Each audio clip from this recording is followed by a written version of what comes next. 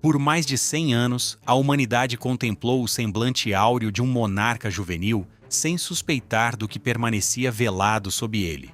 Muitos de nós passamos a infância fascinada por Tutancâmon, embora, com o passar dos anos, esse interesse costume diminuir. Contudo, episódios marcantes possuem a capacidade de despertar novamente a curiosidade global.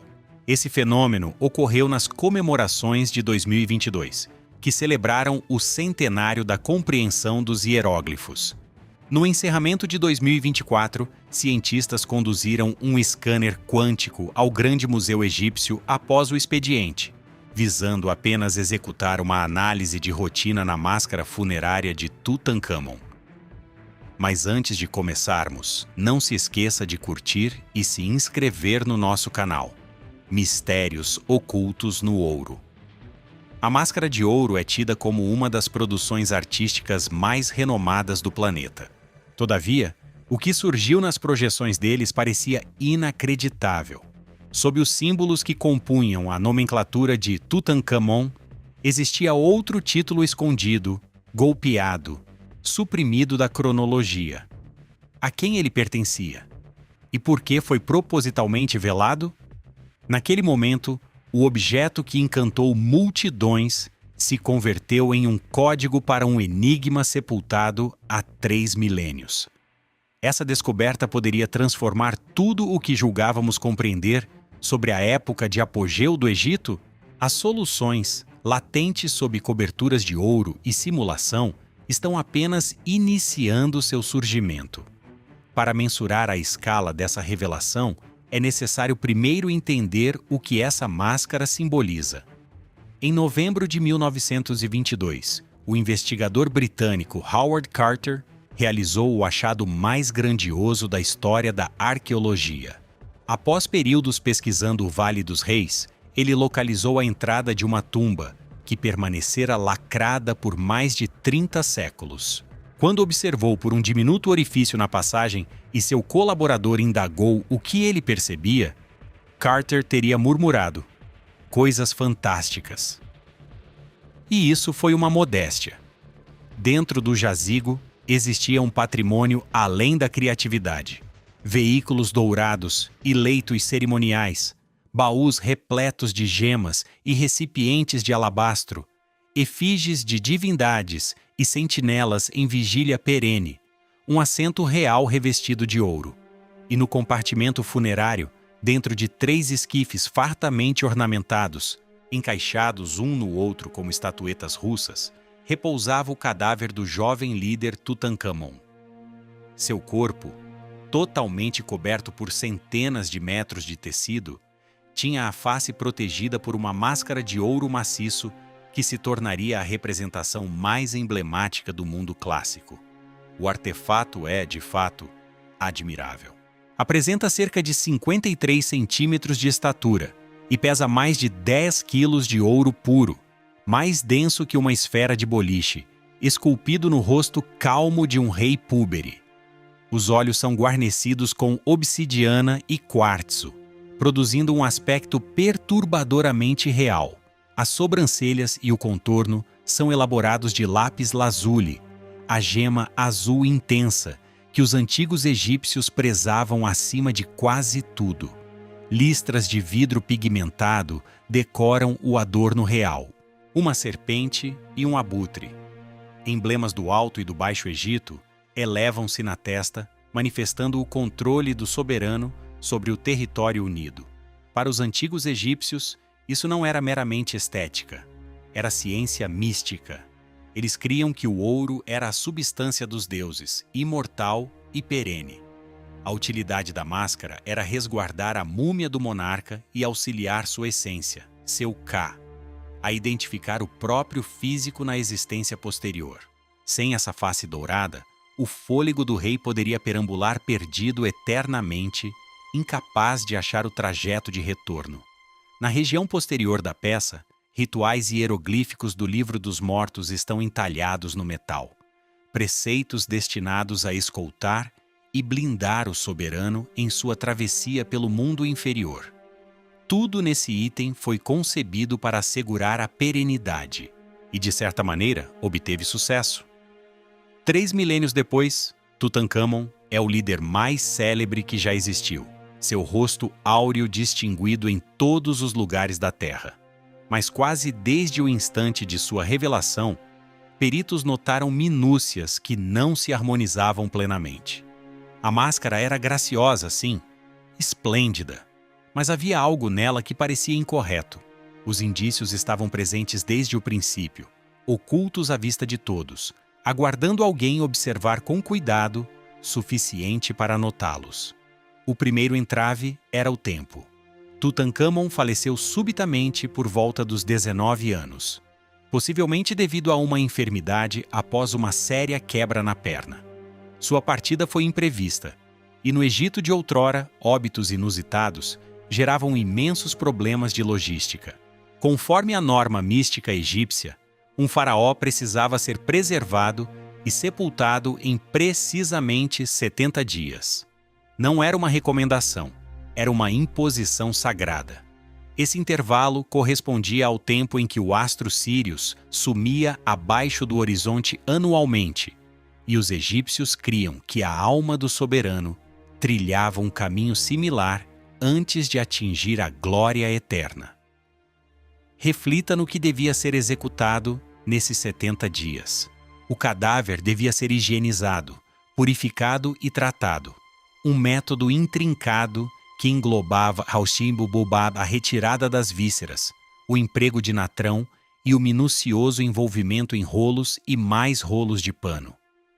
O jazigo precisava ser organizado, suas paredes ilustradas com quadros da vida após a morte, suas salas lotadas com tudo o que o monarca careceria pela eternidade.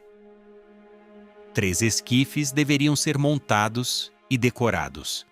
Milhares de objetos coletados, consagrados e dispostos conforme rituais estritos. E a máscara de morte, com mais de 10 quilos de ouro puro, deveria ser manufaturada do nada. 70 dias para tudo isso. Especialistas contemporâneos calculam que fabricar uma máscara desse padrão, mesmo com instrumentos atuais, demandaria meses de labuta ininterrupta. Os egípcios eram exímios artesãos, mas operavam com ferramentas de metal e estufas a carvão. O intervalo parecia inalcançável. E quando os arqueólogos inspecionaram a tumba, acharam provas que ratificavam suas desconfianças.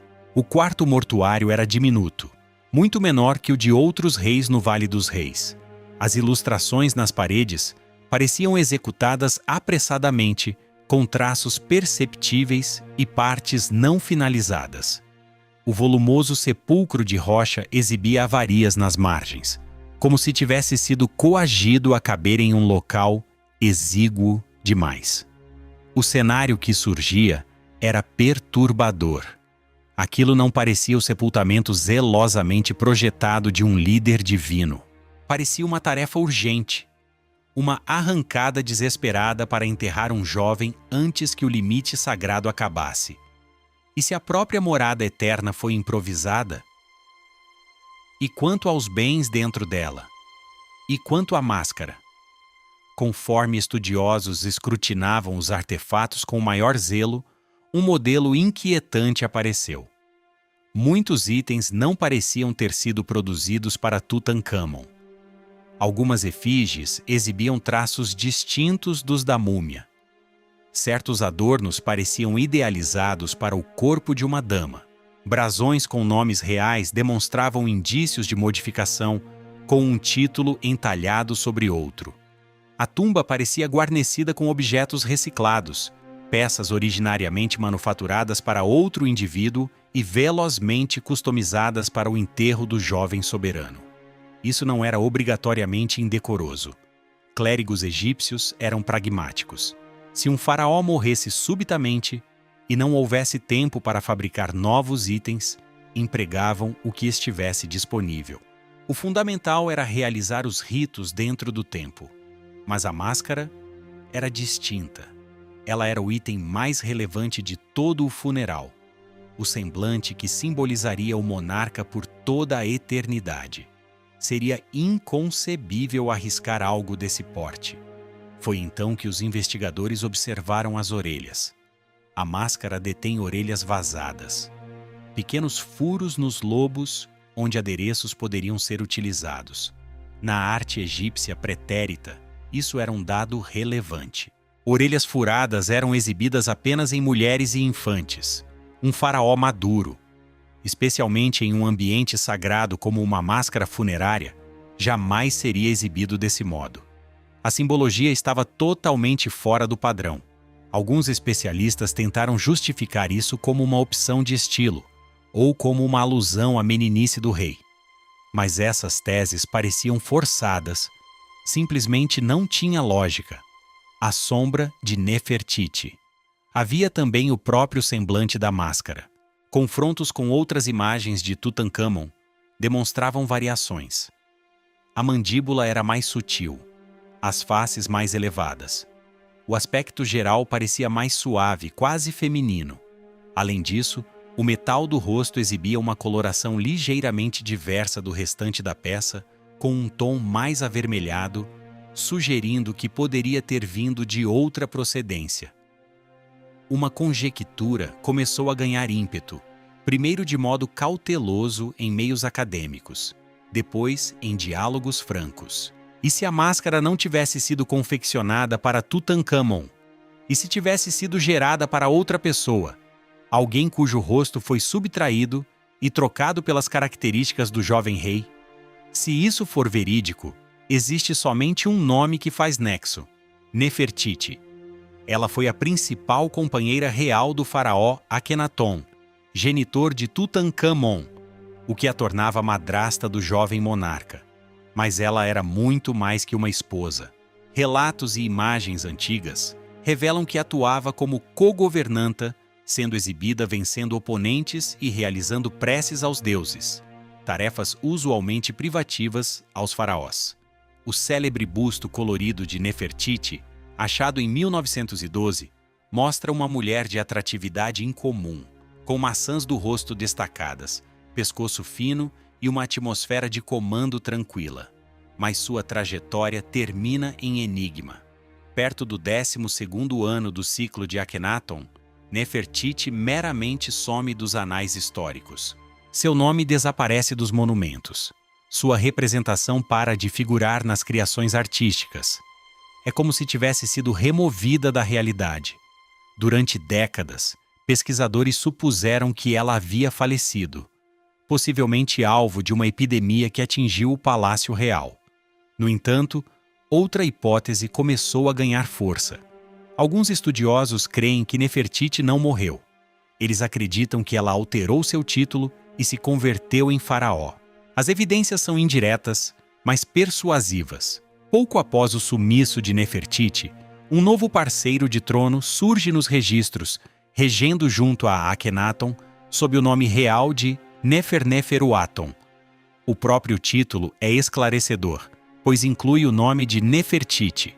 Após a morte de Akhenaton, esse soberano parece ter regido isoladamente por um breve período, antes de Tutancâmon assumir o poder.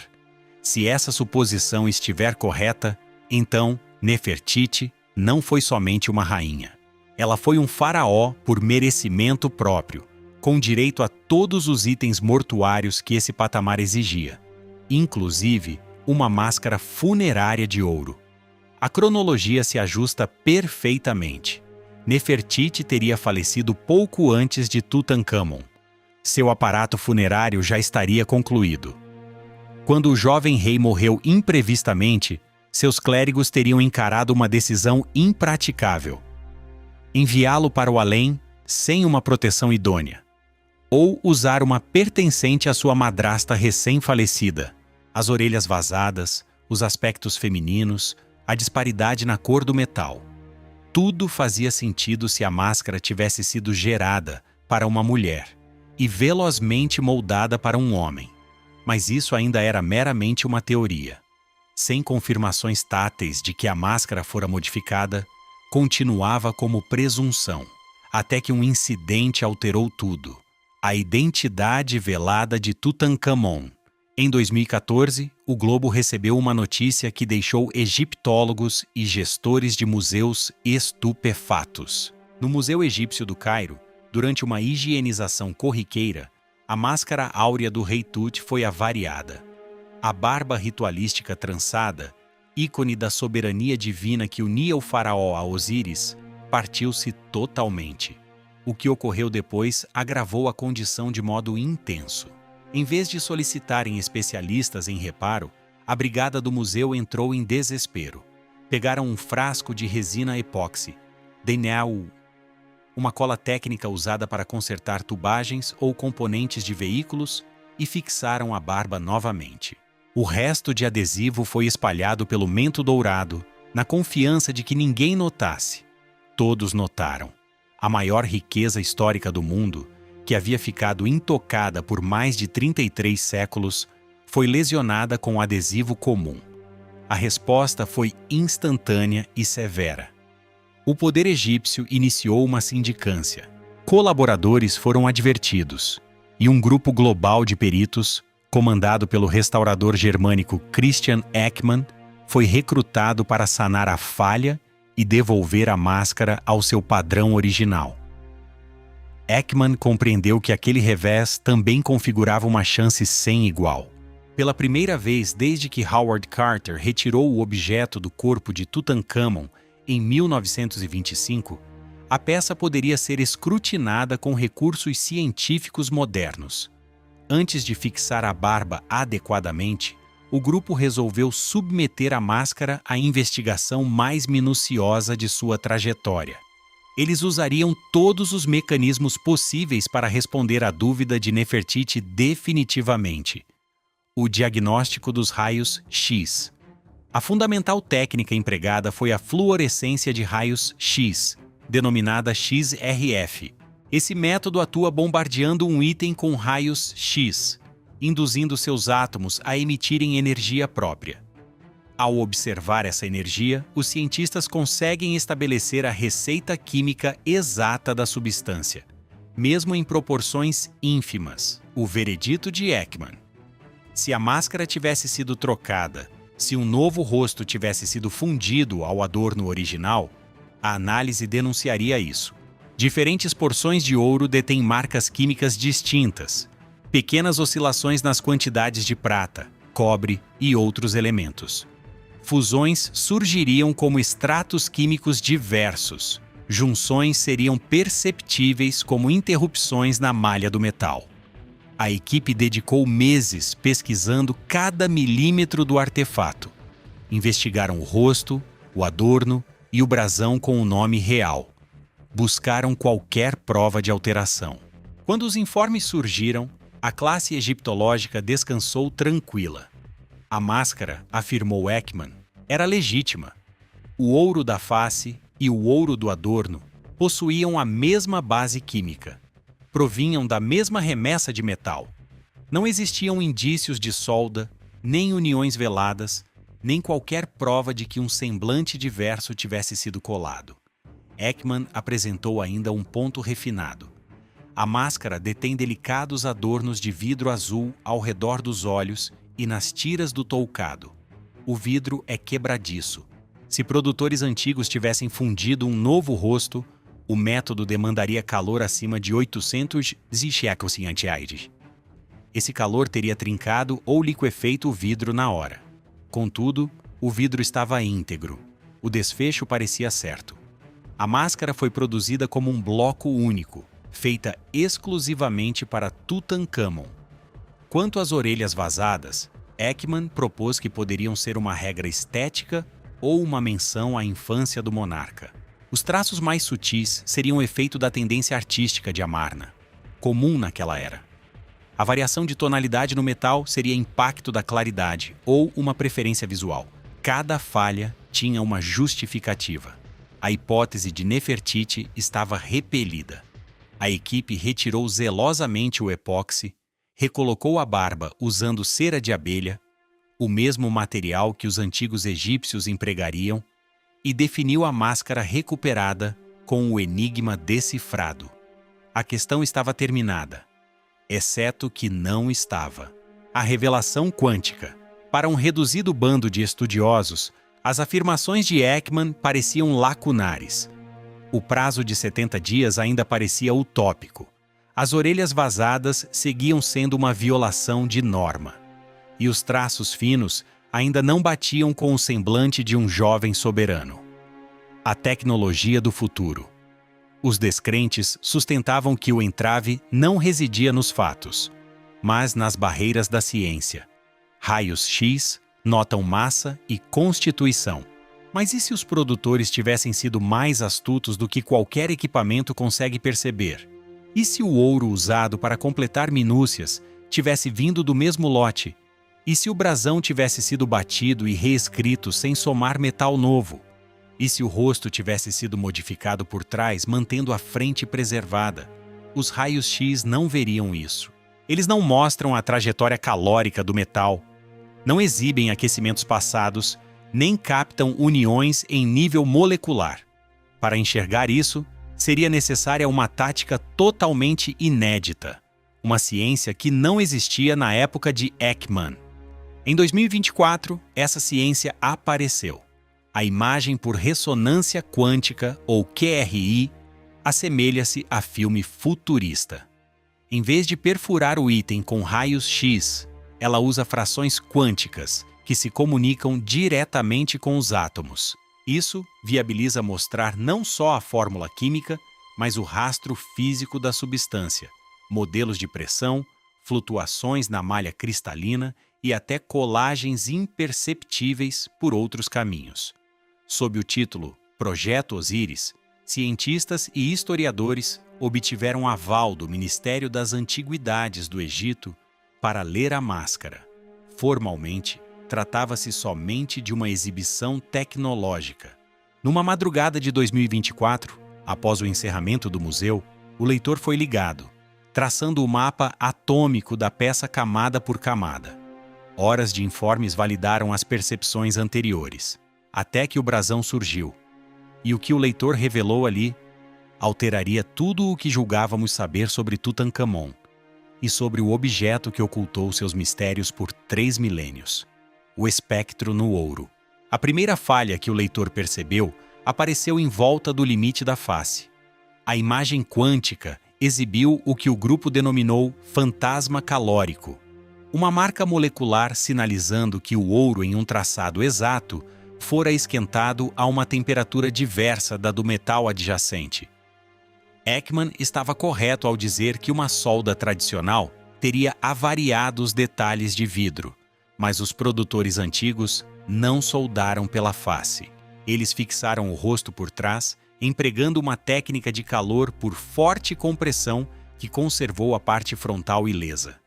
Os raios X exibiram um rosto liso. O leitor quântico notou os modelos de esforço que revelavam que ele fora destacado e substituído. Depois surgiram as orelhas.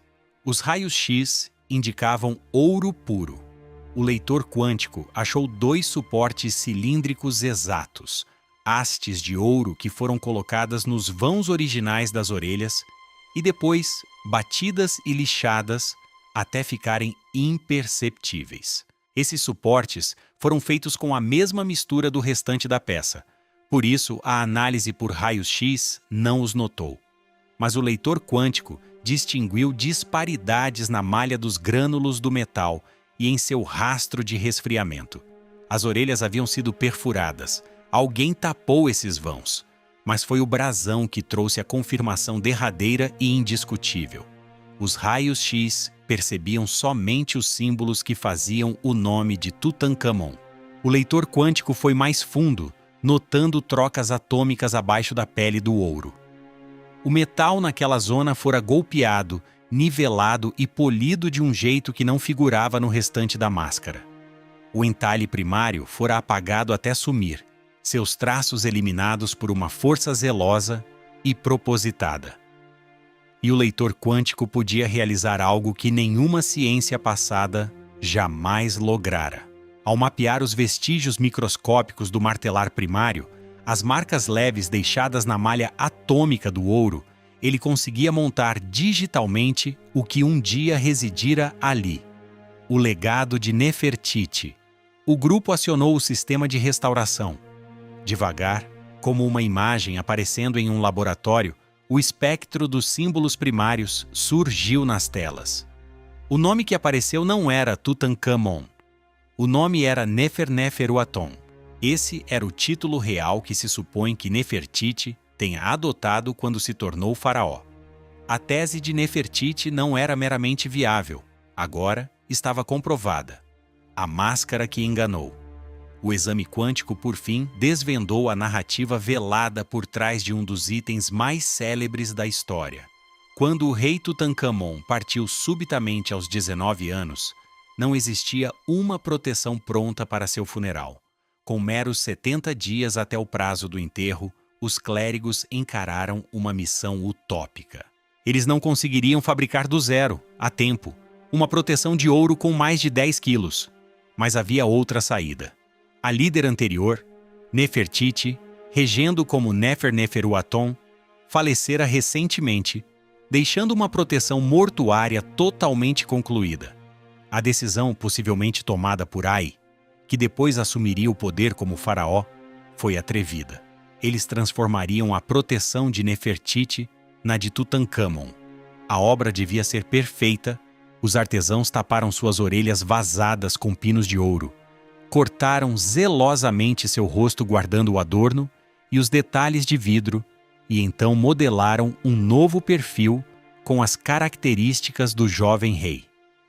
Usando calor por alta compressão, uniram o novo semblante sem marcar a superfície. Por fim, lidaram com a missão mais sensível de todas: suprimir seu nome. Em vez de meramente riscá-lo, o que seria óbvio, eles bateram o brasão até nivelá-lo, apagando todos os rastros de Neferneferuaton, e então gravaram os símbolos de Tutankhamon. A verdade revelada. Por 3 milênios, ninguém desconfiou de nada. Os raios-x, guia de teste arqueológico por décadas, não mostraram qualquer desvio. Somente a visão quântica, apta a ler o rastro calórico de átomos individuais, logrou expor a realidade. Essa revelação reconstrói nossa percepção da história do Egito clássico. Se a máscara era originariamente de Nefertiti, então ela era mais que uma esposa real. Ela era um faraó por direito, solicitando aparatos mortuários reais e assegurando que sua memória resistisse. Seu apagamento foi planejado, uma ação organizada para retirar da lembrança uma das damas mais influentes do Egito. A descoberta também propõe dúvidas perturbadoras, que outros objetos, há muito analisados e aceitos, ainda podem guardar enigmas invisíveis à ciência comum. Quantas verdades ficaram latentes em plena vista, esperando por novas formas aptas a revelá-las? Há uma espécie de justiça divina no que ocorreu. Nefertiti foi removida da história. Seu nome foi golpeado até sumir. Suas feições foram trocadas. Ainda assim, no encerramento, foi ela quem deu o passo final. Durante um século, o mundo mirou a proteção dourada de Tutankhamon, crendo que ela pertencia totalmente ao jovem monarca. Na prática, estavam admirando sua arte, sua astúcia, seu desejo de eternidade que venceu todas as tentativas de exclusão. O rosto pode ser o de Tut, mas a máscara, o metal, o empenho manual, os ritos sagrados, tudo isso segue sendo dela. Por 30 séculos, sua marca ficou muda, aguardando por uma ciência capaz de fazê-la narrar. Hoje, a máscara descansa no grande museu egípcio, contemplada por milhões que ainda desconhecem o que jaz sob a face. Eles notam somente o semblante calmo de Tutankhamon, sem perceber que estão perante um disfarce, de uma saída urgente diante da finitude e do patrimônio velado de uma rainha que negou ser ignorada. Finalmente, a raça humana pode enxergar aquilo que o planeta negligenciou. O maior objeto da história não é meramente de Tutankhamon, mas o sucesso de Nefertiti sobre o tempo, o comando e o descarte intencional. A proteção áurea de Tutankhamon por fim declarou um mistério que reteve por 3 milênios, mas isso é só o início. Cada peça, cada jazigo, cada item vetusto pode conter fatos que nunca previmos, latentes sob coberturas de ouro, rocha e simulação. Que outras tramas foram enterradas, esperando que a ciência as exponha? E se a proteção de um jovem rei pôde guardar uma fraude de modo tão zeloso por eras, o que isso revela sobre as narrativas que julgamos conhecer? O passado não está mais calado, e a próxima descoberta pode transformar tudo.